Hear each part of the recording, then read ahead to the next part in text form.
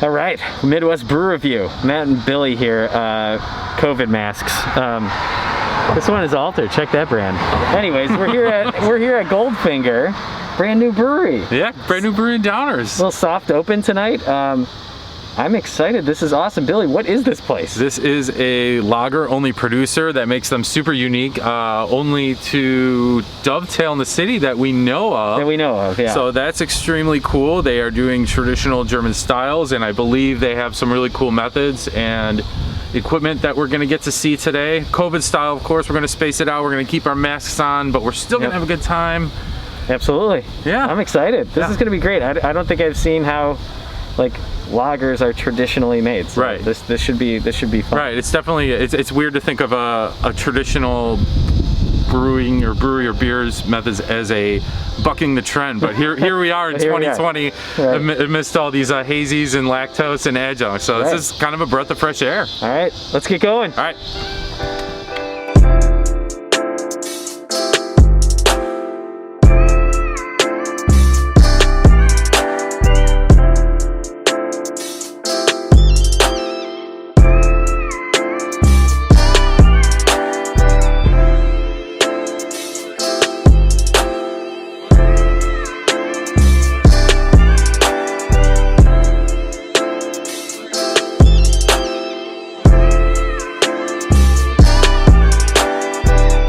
Bill, we got our beers in these nice, awesome barrel mugs and this ridiculously cool. I mean, that's awesome. We gotta buy one of those, right? Yeah, this thing's a beauty. That's a cool glass. What did you get, Matt? What did I? The original lager. What did you get? The pills. I got the pills and 4.8%. This is a traditional German. It looks beautiful. I mean, this is like one of the prettiest beers I've seen in a while. Yeah, that looks great. Awesome glassware. I would cheers you, but what do you think? Wow. So that beer takes 4 to 5 minutes to pour. It's incredibly light. Is it? There's a lot of cool flavors in it. Yeah, same. Mine's light too, but it's same thing. It's like it's still got a complex flavor going. Yeah, it's like super well attenuated, well made. I mean, clearly it's crystal clear. Yeah. It's really super light, and it's got really good. It's got that classic noble hop, the spicy floral notes, but man, it's just super clean. Kind of the same with mine. Super clean, no off flavors whatsoever. Just like a perfect lager. It's great. Yeah. And yeah, I'm getting that one next because I want to drink out of that sweet glass.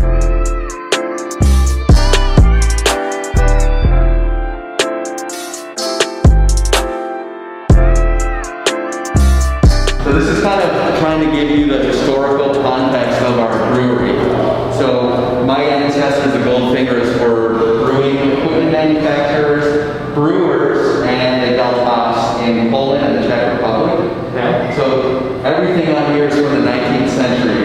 Some of these things are like business registries for their brewery, and then one of my personal favorites is this thing. So as I said, they actually produce brewing equipment. I have the translation here, but basically what it says, it's my favorite part, is this is what it's like to fill beer bottles with the competitor's technology. You see, he's like, oh man, this sucks. This is what it's like to fill beer bottles with Goldfinger's standard technology. The guy's just chilling there drinking. That's so great. It's awesome. Oh man, how cool. Advertisements pretty much haven't changed. Haven't changed at all. It's like the infomercials now where you're like, you get the person who has no idea what they're doing. That's awesome. So then this still exists in Krakow today. This is the entry foyer of the original Goldfinger Brewery. And if you look at your pills glass, look at the bookends of the brewing company. You see it's inspired by the design of the mosaic. Absolutely.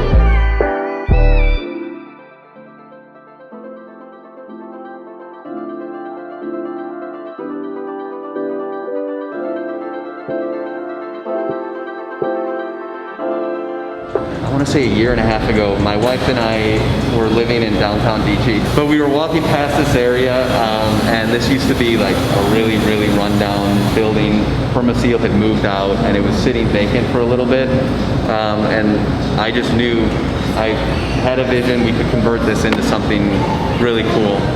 So Fast forward 8-10 months, and here we are today in our tap room. This was kind of designed to be a modern take on some of the beer halls that I went to while I was doing the Master of Brewers course in Germany. Okay. Hence the wrought iron chandeliers and the big communal tables. Right. All of this was like pre-COVID plans. Right. So hopefully we get back to a point where this can just be packed and people can be kicking back lagers, Jumping up on top. dancing up there. One thing I wanted to point out is our bar top and the bar top there. This is all reclaimed wood from Wheaton Bowl. Oh, okay. Yeah, so That's incredible. I live in Wheaton. I remember when they were pulling up the alleys. Yep. That's so cool. You guys got some. when I went to pick it up, I found out that these counters have tons of history. So I guess Wheaton Bowl in the 70s burned down, and they rebuilt it, and they sourced all the bowling lanes from a bowling alley in Japan. Okay. So imported them from Japan, and then my carpenter, as he's working on this stuff, he breaks off a piece, and inside it had a stamp, product of Ireland. So this thing has like over 250 years of history. Wow. I also wanted to point out the faucets. Typically don't want to put the faucet spout into your beer as you're pouring. Right. This is totally different. This is different. Okay. This is from the Czech Republic, and they pour beers. It's called a Czech side pull faucet. They pull beers this way, and the reason we opted for this is lagers are all about subtlety. It's rarely about some big bold flavor or huge aroma or something like that. And we didn't want to compromise on the last part, putting it in the glass. Hence, we picked specific glassware for different beers and these special faucets because it creates what's called wet foam. If you ever had a beer where you just drink the foam part, it's kind of bitter and unpleasant. Yeah. Well, this creates a little bit of turbulence right before you pour it in the glass. Okay. And produces wet foam, which is actually kind of sweeter, and it tastes more like the beer itself. So in the Czech Republic, people actually order an entire mug of foam. And it's called the milk pour because it's just really nice, soft, pleasant, sweet foam.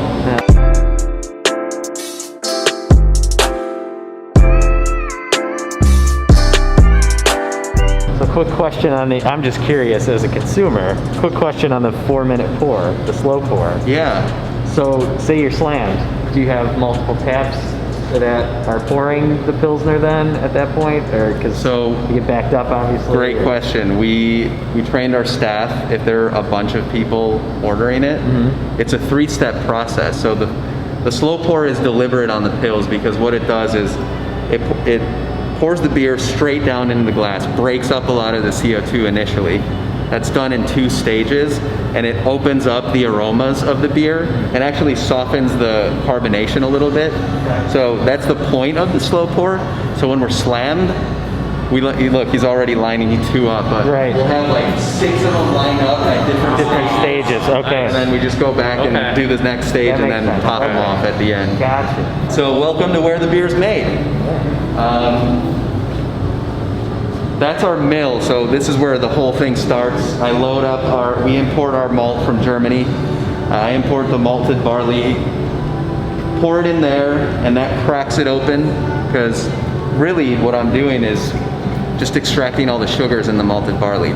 I wish I could say that I brew beer, but I actually don't. I just make the nice sugary liquid.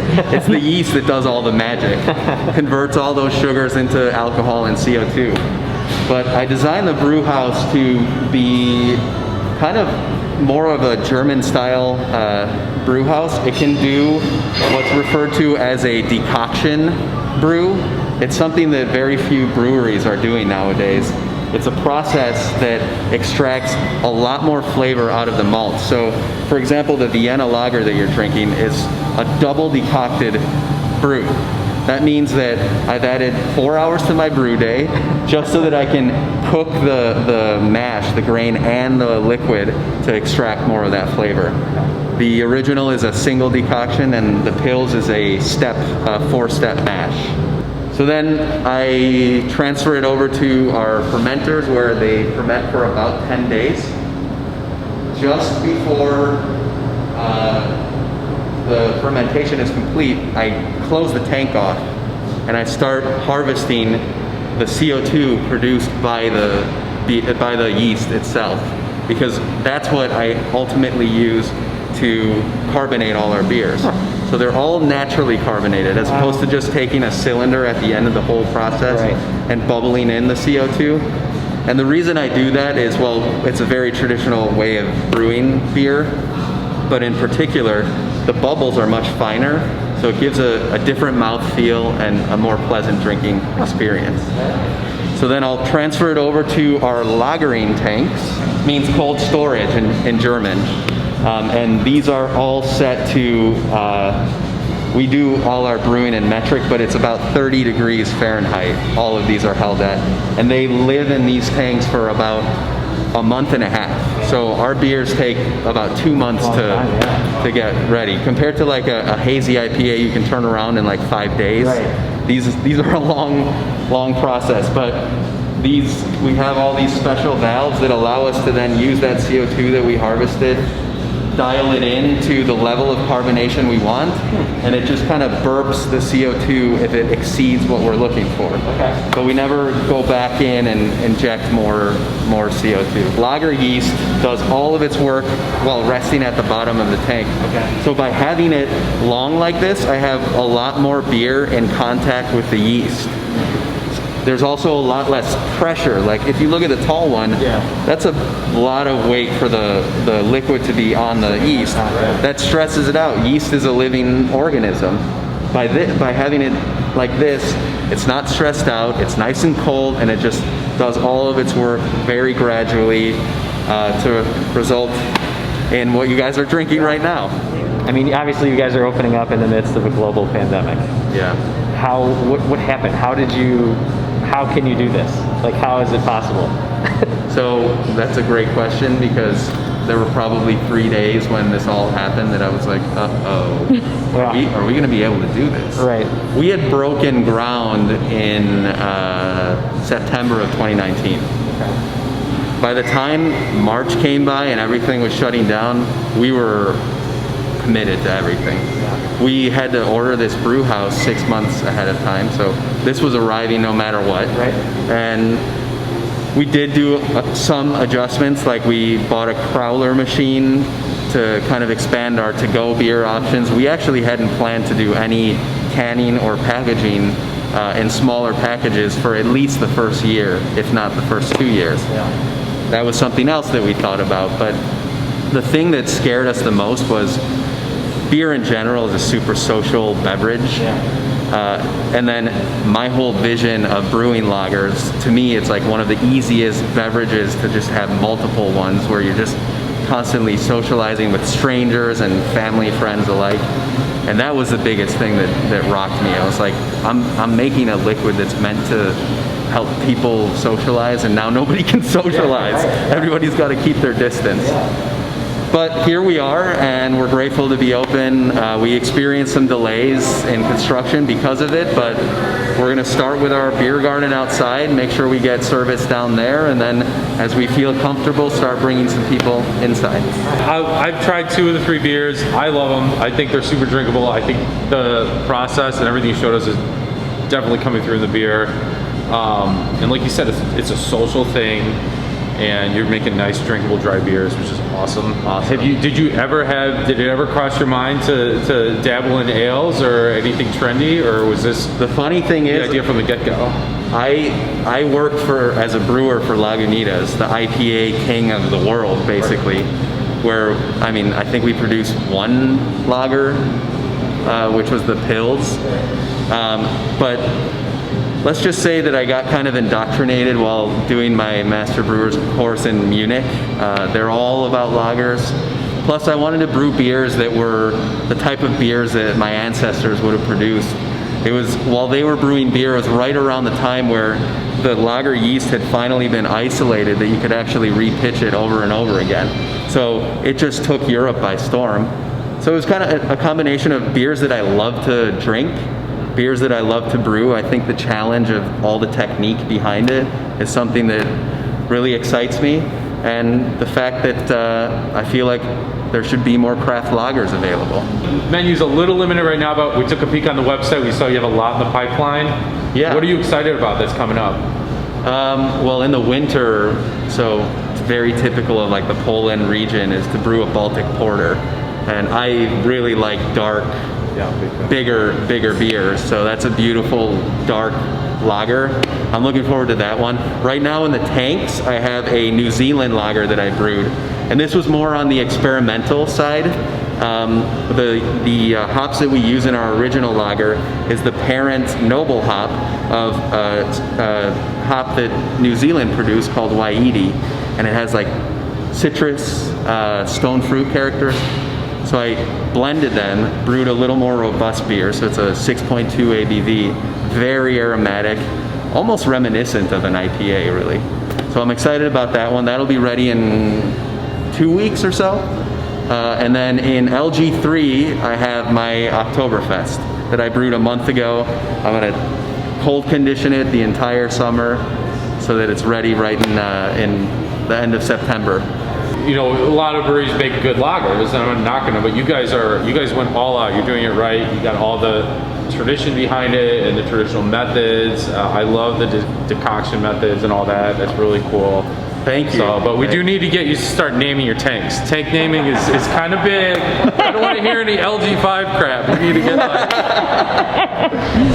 All right, so that about does it, Bill. We've had our fill of lagers and delicious Pilsner as well.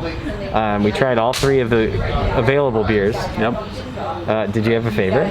I think I like the Pils the best. I think I may have, or the original lager. Okay. I don't know though. Okay. God, Vienna was packed with flavor too, Yeah. so don't sleep on that. That was Flavor Town. Yeah, and these guys are just getting started. They have so much. Go on their website, go to Facebook. They show you what they're brewing and what they got on deck and what's going on here. The stuff coming up looks awesome. Of course, there's an Oktoberfest. Yeah, it's gonna be great. So, and you know, and this is in our backyard. Again, we do a lot of local breweries and a lot of local stuff, but there's a lot happening right here. So we're kind of in a hot spot. And don't forget to like and subscribe. Find us on social media. We are all over the place, especially on Facebook and YouTube with our main channel. And don't forget, guys, it's just lagers, But it's pretty damn good.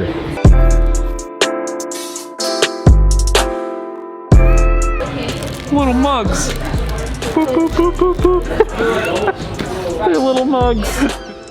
They're little footballs.